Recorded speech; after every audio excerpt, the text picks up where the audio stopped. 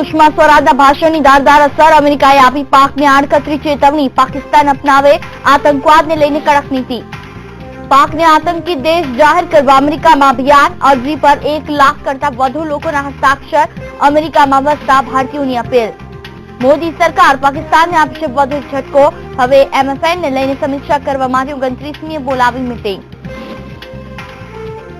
મોદી સરકારે કર્યો મહત્વનો નિર્ણય, સેના અને અર્ધલશ્કરી દળને સમાન સુવિધા આપવાનો નિર્ણય, CRPF, ITBT પોલીસને મળશે લાભ. લાંચના કેસમાં ફસાયેલા પૂર્વ DG બંસલે પુત્ર સાથે કરી આત્મહત્યા, 1 મહિના અગાઉ પત્ની અને પુત્રીએ કરી હતી આત્મહત્યા. કલોલમાં સિદ્ધનાથ મહાદેવ મંદિરના 2 વાહનની હત્યા, લૂંટના ઈરાદે હત્યાની આશંકા, તપાસના ચક્રો ગતિમાન. અને બનાસકાંઠા બોરલ ગામ પાસે નર્મદાની કેનાલમાં ગાબડું, ડિસ્ટ્રીબ્યુટેડ કેનાલમાં 40 ફૂટથી વધુનું ગાબડું, ખેતરમાં ફરી વળ્યા પાણી.